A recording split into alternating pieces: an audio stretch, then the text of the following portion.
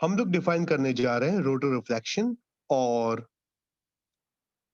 Improper axis. होता क्या है ध्यान दीजिए, मान लीजिए फिर से देख लीजिए एक बार और, मान लीजिए हमारे पास एक टेट्राहेड्रल मॉलिक्यूल है और जो परफेक्ट टेट्राहेड्रल मॉलिक्यूल है उसे हम लोग किसी भी क्यूब में शो कर सकते हैं। मान लीजिए हमारे पास ये है M और एक एटम यहां पर है, एक एटम यहां पर है।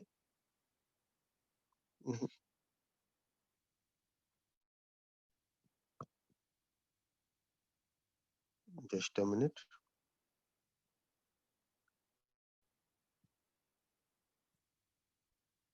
देख लीजिए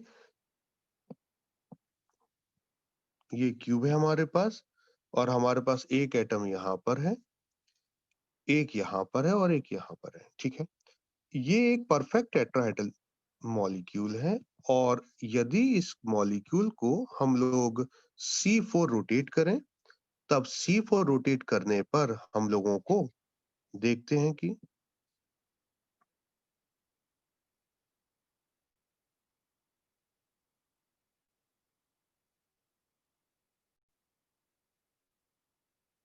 जो मॉलिक्यूल मिलेगा वो, अब एटम यहां से, एक एटम यहां से यहां आ गया, एक एटम यहां से यहां आ गया, एक एटम यहां से यहां चला गया और एक एटम यहां से यहां आ गया।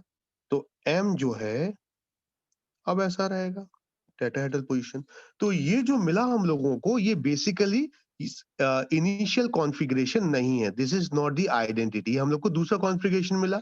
तो ये जो हमारे पास एक्सिस है C4, ये हमारे पास प्रॉपर एक्सिस नहीं कहलाएगी, ये कहलाएगी इम्प्रॉपर एक्सिस। लेकिन हम लोग क्या करें, यहां से एक इसका हॉरिजॉन्टल एक प्लेन डालें एक्सिस के परपेंडिकुलर और फर्दर चेक करें तो देखते हैं कि, ध्यान दें आप लोग,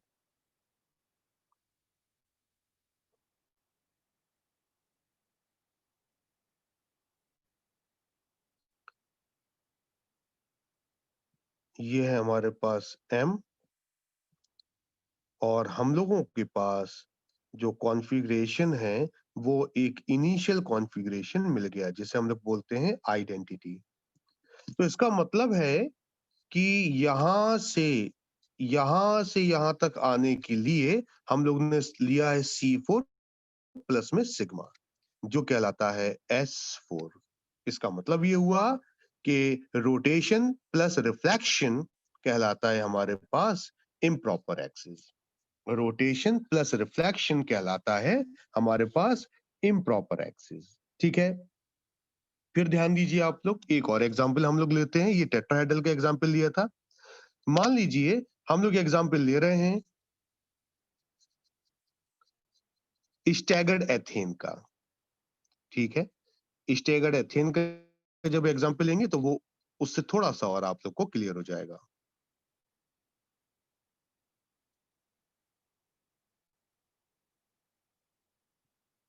समझिए,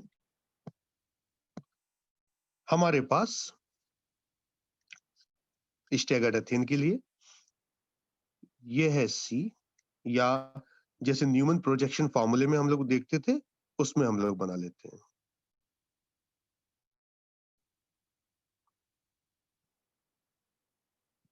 H H H और दूसरा है हमारे पास H H और H।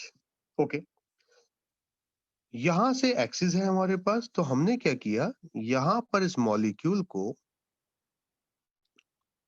C6 रोटेट किया। अब समझिएगा, C6 यानी कि 60 डिग्री केवल रोटेट किया। अब ध्यान दीजिए, हमारे पास इस H से इस H तक की डिस्टेंस जो है वो 120 है, लेकिन हम लोग क्या कर रहे हैं, 60 पर रोटेट कर रहे हैं। जब 60 पर रोटेट करेंगे हम लोग, तो हमारे पास H H और H ये आ जाएगा। और ये वाला H, ये वाला H, ये वाला H यहाँ चला जाएगा, राइट? क्या कर रहे हैं हम लोग, क्या कर रहे हैं हम लोग? अब चूंकि सामने से हम लोग ने देखिए परपेंडिकुलर प्लेन डाला था, सॉरी परपेंडिकुलर एक्सिस थी हमारे पास सामने से, ये देखिए ये वाली एक्सिस थी, येलो वाला, ये एक्सिस थी। यदि हम लोग एक प्लेन लगा दें जिसको हम लोग कहेंगे हॉरिजॉन्टल प्लेन, तो जो रेड वाले हाइड्रोजन है ये बैक साइड चले जाएंगे और जो येलो वाले हाइड्रोजन है वो अबव द प्लेन आ जाएंगे। ध्यान दीजिए फिर से जो हम बता रहे हैं आप लोग को, हमारे पास ये दो कार्बन है बेसिकली, एक अबव द प्लेन है, एक बिलो द प्लेन है। जो अबव वाला है हमारे पास वो रेड वाला है, जो बिलो वाला है वो येलो वाला है। और हम लोग क्या करें, सामने से जो एक्सिस है इसके परपेंडिकुलर हम लोग कट कर दें। जब कट करेंगे या रिफ्लेक्शन लेंगे तो होगा क्या, जो अबव वाले रेड वाले हाइड्रोजन है वो ब्लू चले जाएंगे नीचे और जो ब्लू वाले हाइड्रोजन है वो ऊपर आ जाएंगे।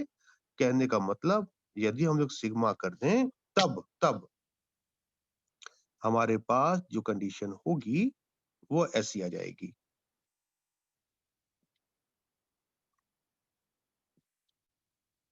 ये जो येलो वाला था ये ऊपर आ गया, तो अबव वाले को हम लोग रेड से शो कर रहे हैं, और जो अबव वाले थे ये कहाँ चले जाएंगे, ये ब्लू चले जाएंगे।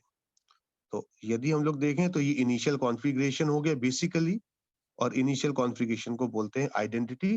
तो हम लोग ने यहाँ करा है C6 प्लस में सिग्मा, या सिग्मा H भी बोल सकते। तो बेसिकली ये हो गया हमारे पास S6, बेसिकली ये हमारे पास हो गया S6।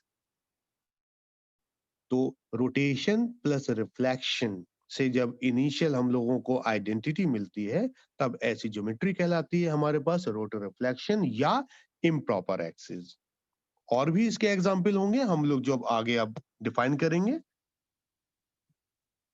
तो इसे हम लोग मैथमेटिकली भी हम लोग डिफाइन कर सकते हैं एस को। उसको कैसे करते हैं वो देखिए हम लोग।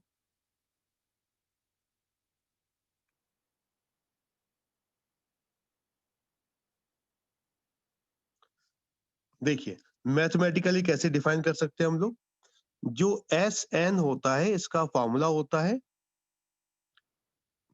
cos phi sin phi 0 minus sin phi cos phi 0 0 0 0 0 -1, ये होता है। जब एस एन सी एन वाला फॉर्मूला था तो बस -1 की जगह 1 था। तो इसका मतलब अगर हम लोग C2 करें, सॉरी इसका मतलब अगर हम लोग H2 करें तो H2 में देखिए क्या हो जाएगा, H2 मतलब होता है 180। तो cos 180 हम बस डायगोनल के ही लिख रहे हैं। cos 180 हमारे पास कितना होता है, -1। cos 180 कितना होता है, -1, और -1 तो था ही, बाकी सब तो 0 0 0 हो जाएगा। तो डायगोनल जब हम लोग ने ऐड कर दिया, जब हम लोगों ने डायगोनल ऐड कर दिया तो देखते हैं कि ये कितनी वैल्यू आई, ये आई है -3। और याद करो थोड़ी देर पहले ही हम लोग ने -3 किसके बराबर किया था, इन्वर्जन सेंटर के बराबर। इसका मतलब होता है जो H2 है वो इन्वर्जन सेंटर के बराबर होता है।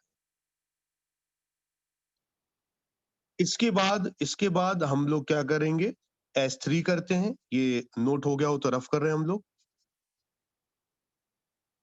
S3 यानी कि 120, और cos 120 कितना होता है, S3 cos 120 होता है -12।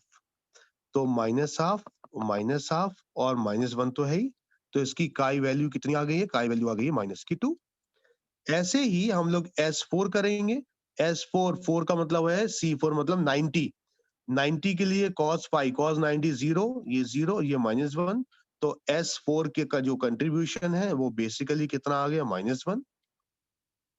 अगर हम लोग S6 के लिए भी करें तो S6 यानी होता है cos 60 यानी कितना हो जाएगा हमारे पास 1/2, और ये 1/2, ये 1/2 और ये -1। तो इसके लिए काई वैल्यू तो 0 आ गई। तो हमारे पास जो S6 है उसके लिए 0 होता है, S4 है इसके लिए -1 है, S3 है इसके लिए हमारे पास माइनस के 2 है, और जो H2 है उसके लिए -3 होता है, जो इन्वर्जन सेंटर के बराबर होता है। तो इसे भी हम लोग ने मैथमेटिकली प्रूव कर लिया। इसके अलावा कुछ कैलकुलेशंस हैं जिससे हम लोग डायरेक्ट बता सकते हैं कि कितने S2 या कितने S प्रेजेंट होंगे मॉलिक्यूल में, उसको भी हम डिफाइन कर दे रहे हैं। इसे रफ कर रहे हैं हम लोग। एक बात याद रखना आप लोग,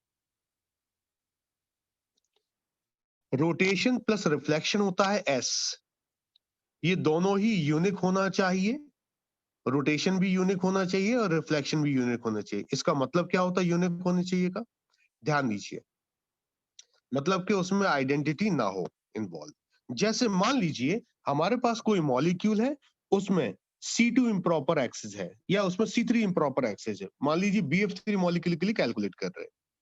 ओके, तो हमारे पास सबसे पहले है यहाँ पर C31 और इसमें लगाएंगे सिग्मा 1, रोटेशन प्लस रिफ्लेक्शन। अगर रोटेशन आइडेंटिटी ना हो तो C31 आइडेंटिटी नहीं होता, C33, C36, C39, C312 ये सब आइडेंटिटी होगी।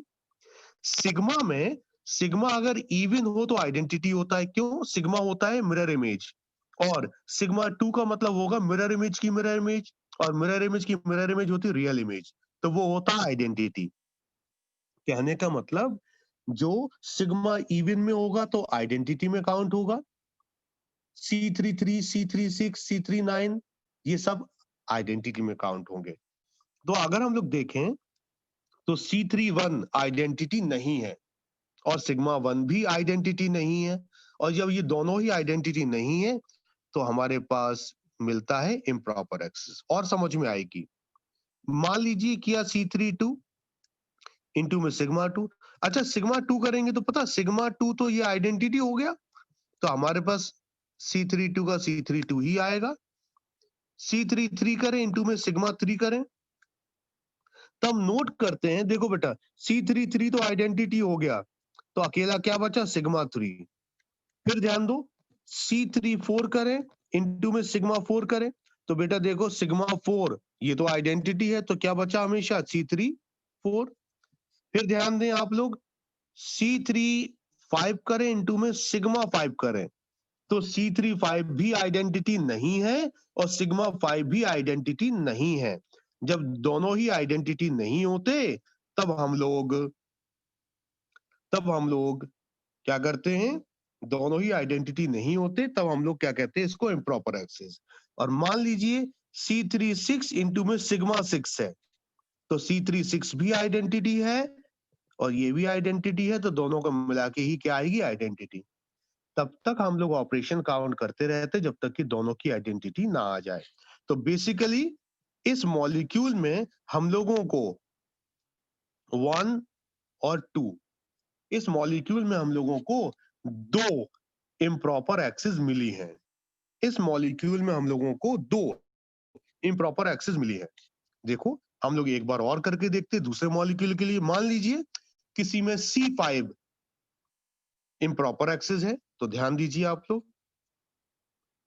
अगर ऐसा मॉलिक्यूल है जिसमें C5 इम्प्रॉपर एक्सिस है, तो हम लोग इसमें कितने S हो सकते हैं ये हम लोग डिफाइन करते हैं।